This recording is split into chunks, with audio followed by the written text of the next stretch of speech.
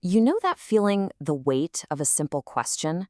The late, great Spanish author Javier Marías was an absolute master at digging into the hidden pressures of our lives.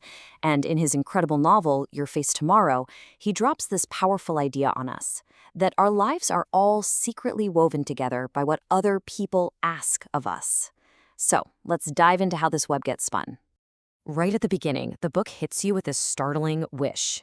And look, this isn't just about trying to dodge big, life-changing favors. No, this is about avoiding any request. No asking for advice, no asking for money, not even asking for a moment of your attention. See, what Marias is saying is that the second someone asks you for something, the second you just listen, a trap is sprung, an invisible thread is spun, and just like that, you're caught. All right, so how does this trap actually work? Well, Marius has a name for it. He calls it a contamination. A single request, once you hear it, it infects you. It completely changes your relationship with that person and with yourself forever. You know, the Turkish translation of the novel actually has the perfect word for this, bulaşmak. It doesn't just mean to get involved. It's deeper than that. It implies being stained, infected, becoming part of something you just can't wash off. Once you hear the request, you are contaminated by their story. You can't unhear it. You're in. And this is where it gets really interesting. He uses this brilliant dilemma to illustrate it. Picture a beggar on your street. If you give them money one day, well, now you've created an expectation, right? An obligation for the next day. Why help yesterday but not today? But if you refuse, you start to feel this growing debt. They made it through another day without your help, and now you almost feel like you owe them for it. Either way, just by acknowledging they exist, you are caught. This isn't just some abstract philosophical idea, though. Not at all. Marias shows us exactly how this plays out in a deeply human, really emotional story from the novel that involves the narrator's wife, Luisa. So, Luisa often sees this family when she goes shopping. It's a young mother, probably not even 20, with a baby and a little 2 or 3-year-old boy who's kind of standing guard like a tiny little soldier. But it's that little boy who really gets to her. Luisa just sees this little kid trying so hard to be a grown-up, to help his mom, to ease her burden. He's got this seriousness that a kid his age just shouldn't have. And that observation, that moment of real empathy, that's the first step. Suddenly, they aren't just a pitiful group anymore. They're specific people with a story. And once that personal connection is made, you can just watch the contamination spread. At first, Louisa just gives them some coins. It's impersonal, easy. Then, one day, the mother asks her for wet wipes for the baby, a specific need, so Louisa buys them. Then, a few weeks later, another request. But this time, it's for the little boy. He wants a particular cake from a bakery nearby.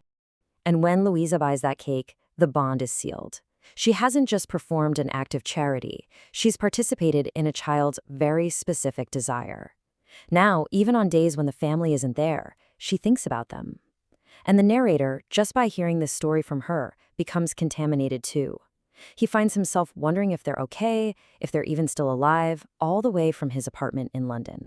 But, this whole contamination thing, it's not always about empathy and buying cakes. It can get a lot darker, a lot more dangerous.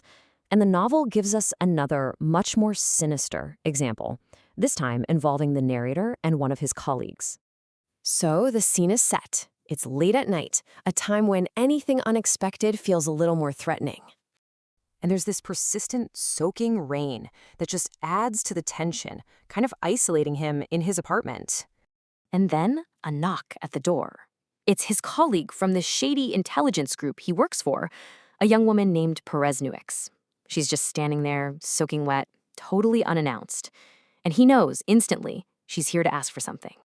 And there it is. She asks him to protect someone they're both supposed to be observing for their boss. She wants him to change his report, to basically lie by leaving things out. In that one moment, he's no longer just a colleague, he's a potential accomplice. He is contaminated by her secret, by her fear, by her whole agenda.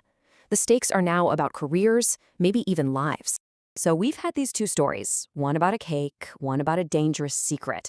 What do they really tell us? Well, they reveal a fundamental truth about how our lives work. We love to think we're in charge, that we're forging our own path. But Marias, he suggests something very different. And here's the kicker, the final twist. The narrator, this guy who's observing all these contaminations happening around him, is only living in London in the first place because of a single request from his wife. She asked him to leave so they could get some space. His entire life, the whole setup for the book, is the result of someone else's request. He's just as tangled up as everyone else. So when you boil it all down, what have we learned? Well, first, that listening is never passive. It's an act of participation. Second, every single request, whether it's for a cake or a secret, it forges a real bond. And third, we are all caught in this incredibly complex web of giving and refusing and owing. But maybe this web isn't a curse. Maybe, as Maria seems to suggest, it's the very fabric of what makes us human. Which really just leaves one last thought. Now that you've listened to this, now that you've heard these stories and you get the idea, are you now, in some small way, contaminated by it too? Will you ever think about a request the same way again?